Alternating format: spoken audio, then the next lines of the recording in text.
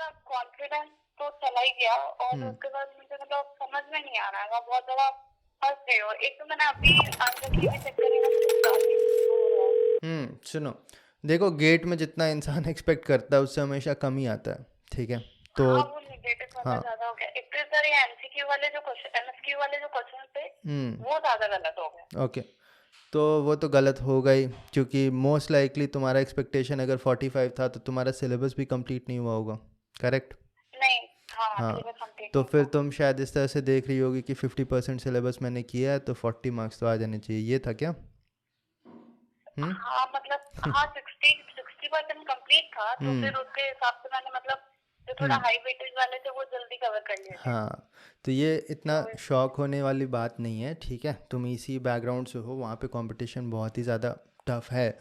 मुझे तो लगता है तुम्हें खुश होना चाहिए कि तुमने क्वालिफाई कर लिया कम से कम, क्योंकि पूरा सिलेबस कंप्लीट किए बिना क्वालिफाई करना ही बहुत बड़ा बात होता है, ठीक है। तो मेरी बात अगर देखोगे, 2016 का बात है, उस टाइम पे मेरा 100% सिलेबस कंप्लीट हो गया था। मैंने 2 डिफरेंट टेस्ट सीरीज़ भी दिया था, फिर भी मेरे 50 मार्क्स ही आए थे, ठीक है। मैकेनिकल का बात है, और मैकेनिकल और इसी बहुत पैरेलल ही चलता है, ठीक है। तो ऐसा बहुत बार होता है, इसमें इसमें कोई बड़ा प्रॉब्लम नहीं है। तुम्हें प्रॉब्लम तब होता अगर तुमने 100% सिलेबस कंप्लीट कर लिया है, 1 साल प्रॉपर कोचिंग के साथ किया और उसके बाद भी तुम्हारे 30 नंबर आ रहे हैं, तो हाँ, वो तो थोड़ा टेंशन लेने वाला बात है ही कि इससे ज़्यादा इंसान क्या कर सकता है, और वो भी बहुत लोगों के साथ होता है। क्योंकि गेट एक ऐसा एग्ज़ाम है जहाँ पे उस दिन अगर तुम्हारा सेट तुम्हें सूट नहीं किया तो, ठीक है, जैसे तुम्हारा भी 2 सेट होगा ना इसी में, हाँ, हाँ, तो क्या होता जी, है कि कोई इंसान बोलता है कि सेट 1 डिफ़िकल्ट था, कोई इंसान बोलता है सेट 2 डिफ़िकल्ट था, फिर कुछ लोग बोलते हैं तुम्हें जो सेट मिलता है वही हमेशा डिफ़िकल्ट होता है। लेकिन बात ऐसा होता है ना, कुछ लोग के लिए कुछ पर्टिकुलर सेट ईजी होते हैं और कुछ लोग के लिए कुछ पर्टिकुलर सेट डिफ़िकल्ट होते हैं। जैसे कुछ लोग के लिए हो सकता है कंसेप्चुअल सेट बहुत ईजी हो, और कुछ लोग के लिए ईजी सेट ईजी हो, और कुछ लोग के लिए ईजी सेट जिसमें क्वेश्चन बहुत जल्दी जल्दी बन जा रहे हैं वही डिफ़िकल्ट हो जाए, है ना, क्योंकि उनसे शायद सिले मिस्टेक ज़्यादा होते हैं। तो इसमें लक का फैक्टर आ जाता है, और जिसकी वजह से तुम्हारा अगर नहीं बिड़ा, जो कि मुझे लगता है 60 to 70% टाइम होता है लोगों के साथ, तो फिर तुम्हारे नंबर काफ़ी कम आ जाते हैं, ठीक है। लेकिन गेट में नंबर कम आया, इसका इसका कोई रिलेशन नहीं है कि तुमसे आगे के एग्ज़ाम्स नहीं निकलेंगे। तुम्हारा मेन प्रॉब्लम वही है ना कि आज तुमने आंसर शीट मैच किया, फिर तुम्हें लगता है कि अब बार के एग्ज़ाम में क्या होगा, है ना। हाँ, एक तो टाइम भी कम है ना, मतलब 1 मंथ ही बचा है। ठीक है, देखो, पहला बात अपने दिमाग में रखो कि गेट का कोई भी रिलेशन नहीं है उन एग्ज़ाम से जो एग्ज़ाम्स होने वाले हैं आगे। सिर्फ बाकी नहीं, जितने भी एग्ज़ाम होने वाले हैं, जैसे मैं तुम्हें एग्जांपल्स देता हूँ। 2017 में मेरा रैंक 1825 था, ठीक है। एक लड़के का रैंक था 900, एक और लड़के का रैंक था 600, ठीक। तो 1825 रैंक के साथ मैंने रिटन टेस्ट क्रैक कर लिया, 900 वाले का रिटन टेस्ट क्रैक नहीं हुआ, ठीक है। क्योंकि किसी दो एग्ज़ाम का कोई रिलेशन नहीं होता, जो उस एग्ज़ाम के पहले पढ़ेगा उसका चांसेस उस एग्ज़ाम के लिए ज़्यादा होता है। 600 रैंक वाले का रिटन टेस्ट निकल गया दोबारा, और उसका इंटरव्यू नहीं निकला, और मेरा रिटन टेस्ट पे निकला, इंटरव्यू भी निकला। ये एक है। एक और बताता हूँ, जैसे 2018 का बात है, उसी ईयर एक लड़के का रैंक आया था 126, ये 2018 में, ठीक है।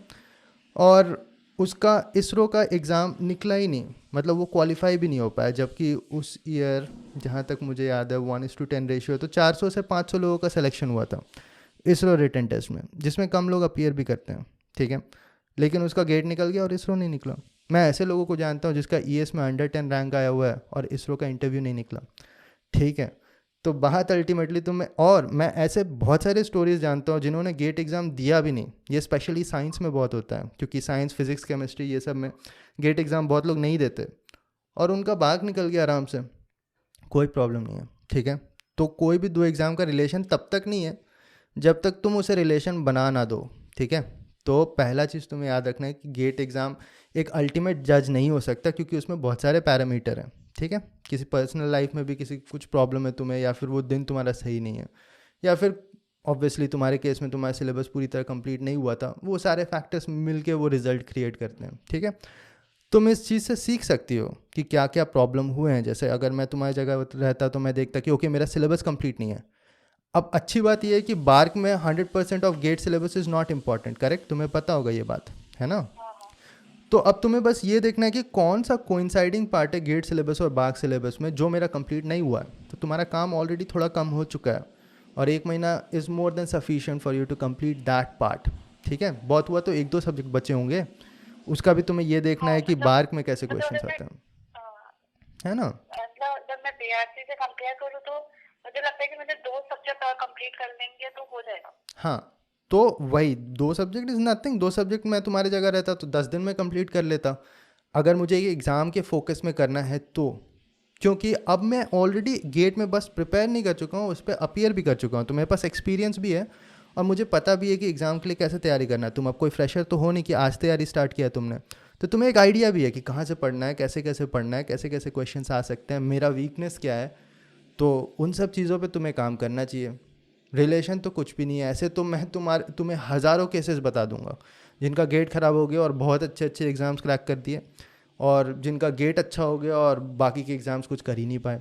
ठीक है, तो रिलेशन मत बनाओ, बस वो एक मेंटल ब्लॉकेड है। और ऐसे भी मुझे लगता है ऐसे तो एग्जाम्पल और भी ज़्यादा हैं जिनके गेट ख़राब हो गए, जिसके वजह से उन्होंने आगे के सारे एग्ज़ाम बर्बाद कर दिए, क्योंकि उन्होंने दिमाग में ही सोच के रख लिया कि अब मैं किसी लायक हूँ नहीं, या फिर उन्होंने ये सोच लिया कि मुझे 1 साल और लग जाएंगे। ठीक है, तो ये सारे मेंटल ब्लॉकेट्स हैं, उसे हटा दो और फिर सोचो कि तुम लॉजिकली तुम्हें क्या करना चाहिए। ठीक है ना। सिचुएशन टफ है, मैं ये नहीं बोल रहा हूँ तुम्हारा जो सिचुएशन है, क्योंकि तुमने सिलेबस अभी तक कंप्लीट किया नहीं है, विच ऑल्सो मीन्स कि तुम्हारा प्रॉपर प्रैक्टिस भी नहीं होगा, प्रोबेबली तुमने टेस्ट सीरीज भी नहीं दिए होंगे एग्ज़ाम के हाँ पहले, है ना। लेकिन इसका मतलब ये नहीं है कि तुम मतलब हथियार डाल के बैठ जाओगे और मतलब अब तैयारी नहीं करना चाहिए या फिर मुझसे होगा नहीं। अगर तुमने सोच लिया कि एग्ज़ाम्स क्रैक करने हैं, और स्पेशली तुम्हारे केस में जहाँ तुम्हारे पास और कोई जॉब नहीं है या फिर और कोई ऑप्शंस नहीं है और बस 1 महीने का ही बात है, तो तुम्हें अपना 100% देना चाहिए उसे 1 महीने में। और प्लस तुम्हें ये बात मैं बता दूं कि गेट का रिटन टेस्ट निकालना पूरे साल में जितने भी एग्ज़ाम्स होंगे उसमें सबसे ज़्यादा इजी है, क्योंकि इसमें सिलेक्शन रेशियो सबसे हाई है, पता है ना तुम्हें, 1:20 होता है इंटरव्यू में, है ना। इससे बड़ा तुम्हें रेशियो कहीं नहीं मिलेगा, ना ही इसरो में, ना ही CIL में, ना ही हैल में, कहीं पे भी इससे बड़ा रेशियो नहीं होता। यानी कि इसमें सबसे ज़्यादा लोगों का रिटन टेस्ट निकलने वाला है। ठीक है, तो ये सब चीज़ों को, जैसे 2017 में तो मेरा कोई भी एग्ज़ाम नहीं निकला था, एक भी एग्ज़ाम नहीं निकला था, बस मेरा बार्क निकला था, क्योंकि बार्क का रिटन टेस्ट सबसे इजी होता है अगर इस लेवल में तुम टेक्निकल जॉब्स का एग्ज़ाम्स का बात करोगी तो। ठीक है,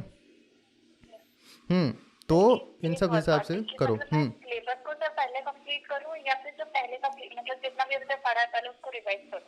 सबसे पहला काम होगा तुम्हारा इंपॉर्टेंट सिलेबस को कवर करना। जैसे तुम इलेक्ट्रॉनिक्स हो, मैंने एक वीडियो बनाया है बार्क रिटन टेस्ट इलेक्ट्रॉनिक्स, पता नहीं हाँ तुमने यार, देखा है कि नहीं, लेकिन देखा उसमें था देखा था मैंने। देखा है ना, तो उसमें इम्पॉर्टेंट सब्जेक्ट्स क्या क्या हैं बार्क के लिए, कट ऑफ कितना जा सकता है, ये सारा, प्लस तुम्हें बार्क का हाँ एक हाँ बार रिटन टेस्ट देने का एक्सपीरियंस भी है, तुम्हें बहुत सारा चीज़ हाँ ऑलरेडी पता है। ये एक्सपीरियंस सबसे ज़्यादा इंपॉर्टेंट बार्क के लिए होता है, क्योंकि बार्क का क्वेश्चन पेपर रिलीज़ नहीं होता, तो जिसने देख लिया उसने देख लिया, जिसने नहीं देखा उसको बस आइडिया कि ओके ऐसा हो सकता है। ठीक है, तो तुम्हें ये पता है कि वहाँ पे क्या क्या इंपॉर्टेंट, तुम्हें अपने वीकनेसेस पता है, तो सबसे पहले तुम्हारा काम होगा, अगर वो 2 सब्जेक्ट तुम्हारे इंपॉर्टेंट है तो उन्हें सबसे पहले कंप्लीट करो।